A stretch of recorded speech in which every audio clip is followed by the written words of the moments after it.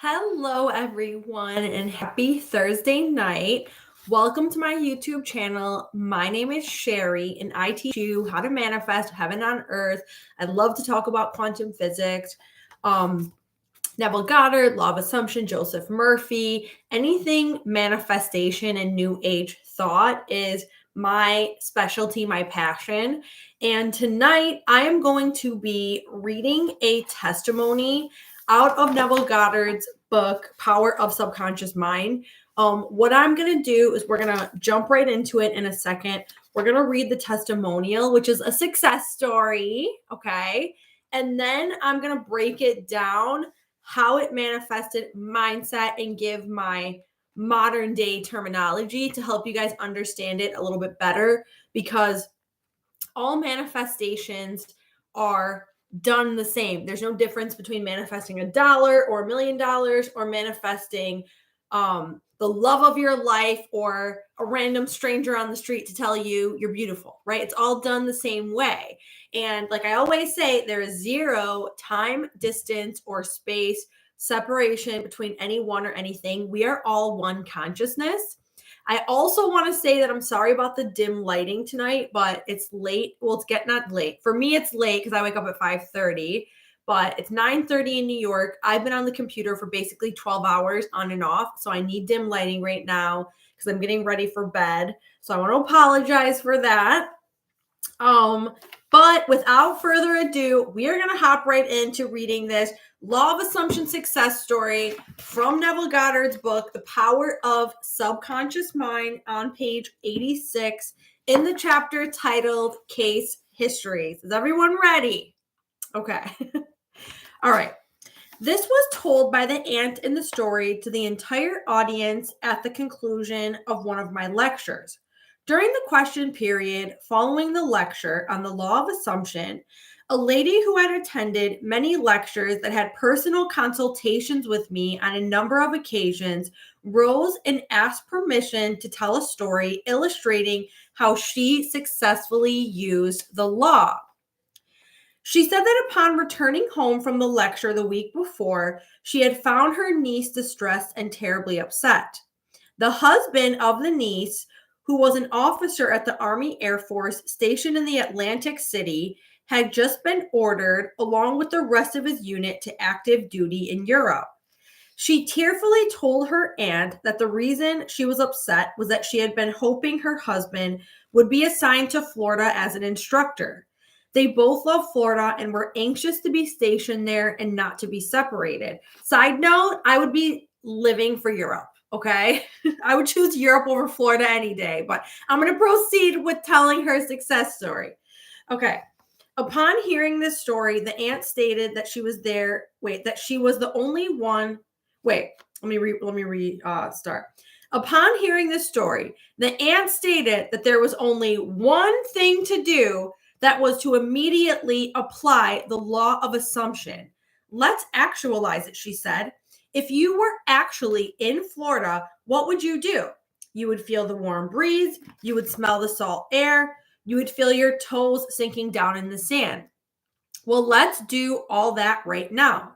They took off their shoes and, turning out the lights, in imagination, they felt themselves actually in Florida, feeling the warm breeze, smelling the sea air, and pushing their toes into the sand. That is capturing the feeling state. So I always talk about when you are manifesting something, right? You decide what you want. You get very clear about it. I live in Florida with my husband, who is stationed here. That ensures that this woman's husband would be stationed in Florida. Then you capture the feeling state. Many people think that the feeling state is emotion.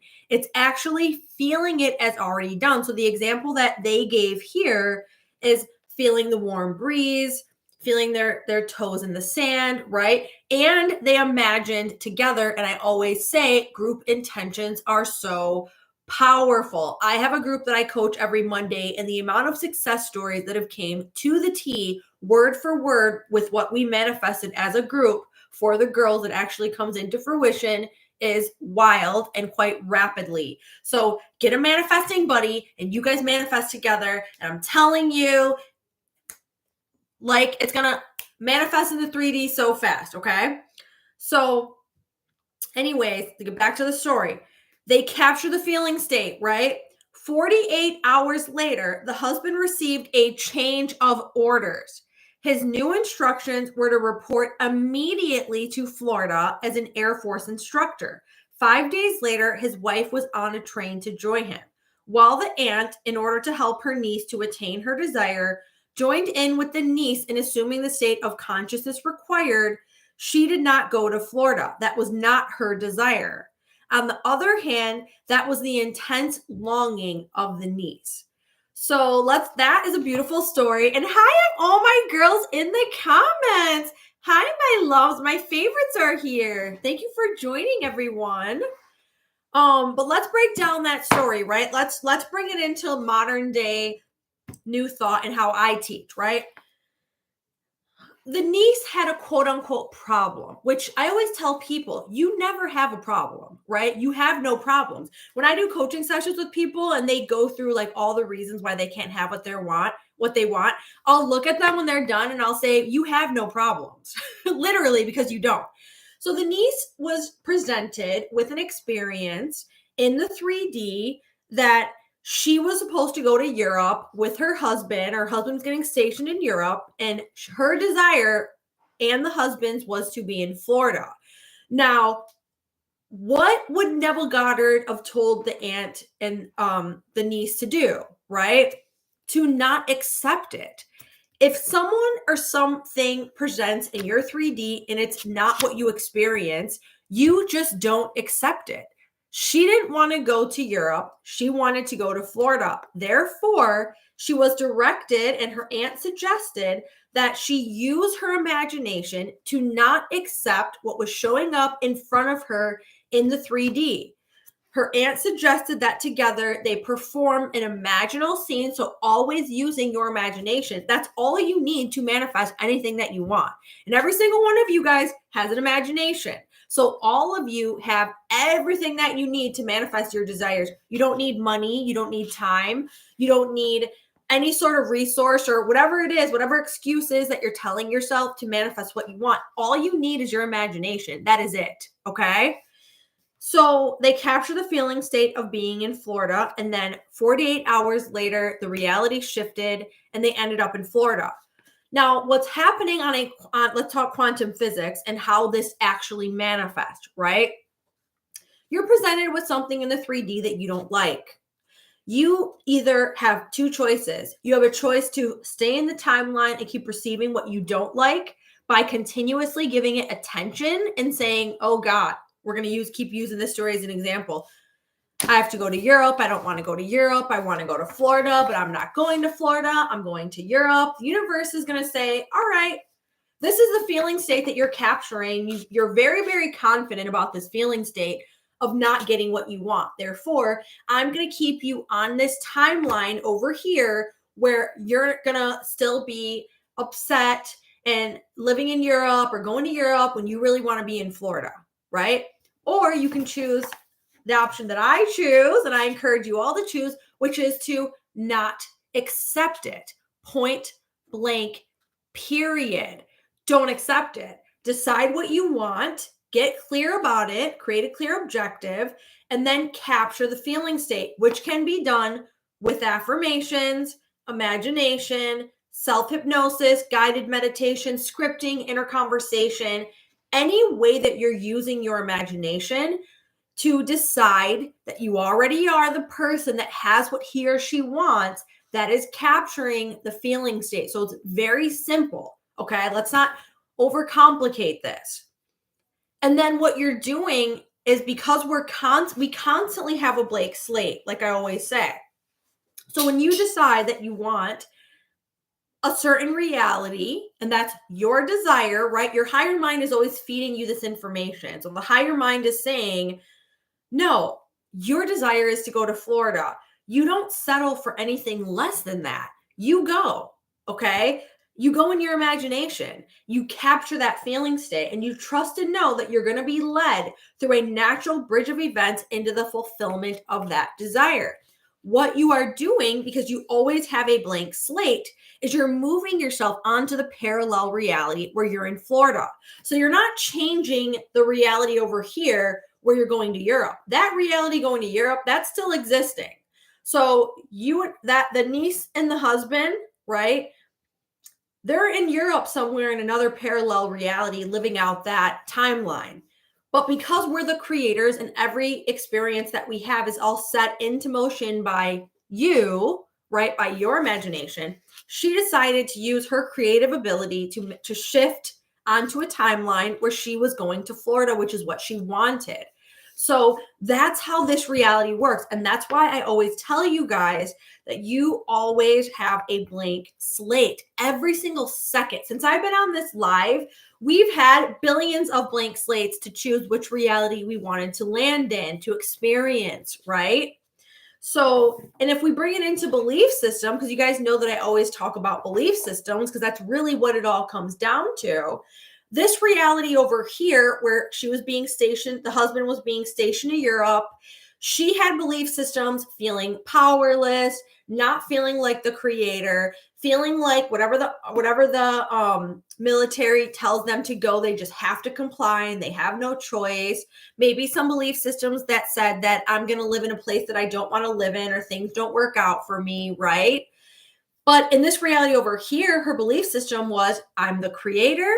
I always get what I want. I'm going to live exactly where I want to live. I can live in Florida with my husband and he can be called here to duty, right? So at the end of the day, when you break it down to the nitty gritty, it's your belief systems, which is why self-concept is so important. It always is going to come down to your self-concept.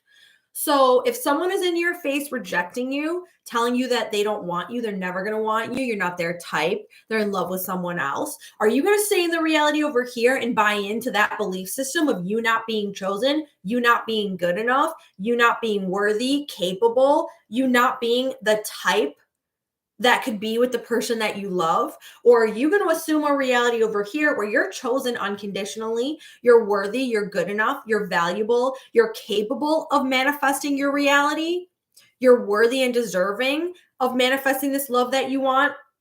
Part of changing your self-identity into being the master manifestor that you all are is having a belief system that is also in alignment with the fact that you're the creator.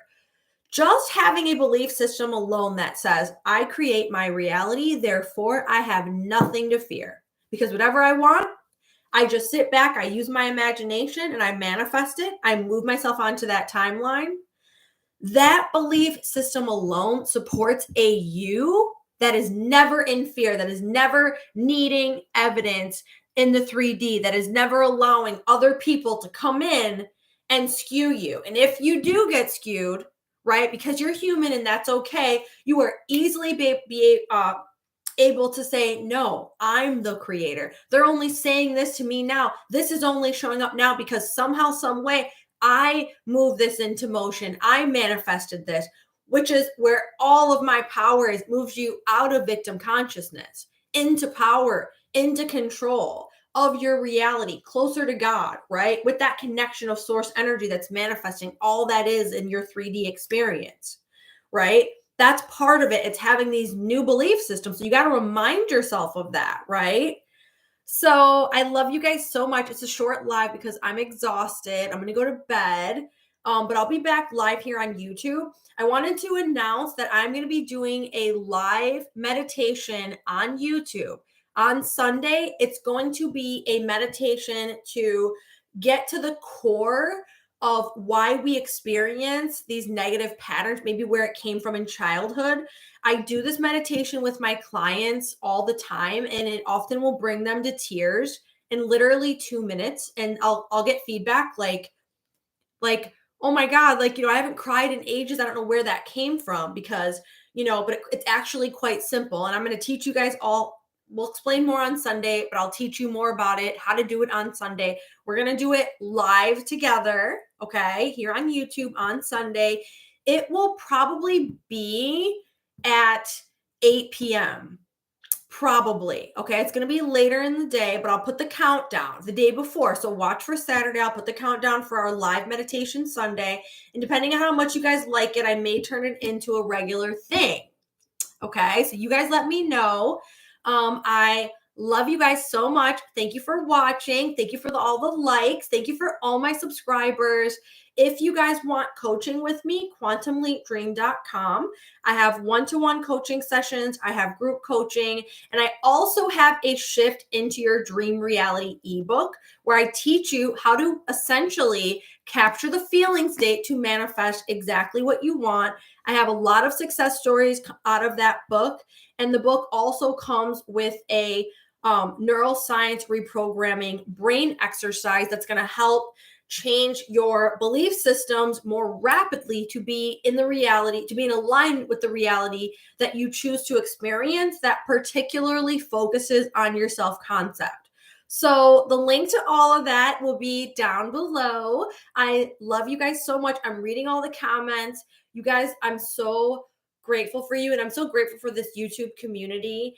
And I will be back maybe before Sunday. We'll see how my weekend goes, but definitely Sunday to do our live meditation together because we're so powerful in groups, right? We very well illustrated in the case history, that the testimonial. Neville called it a case history, so that's why I just said that. It's the chapter case history in the book. Again, power of awareness, right? I call it a testimonial, same thing.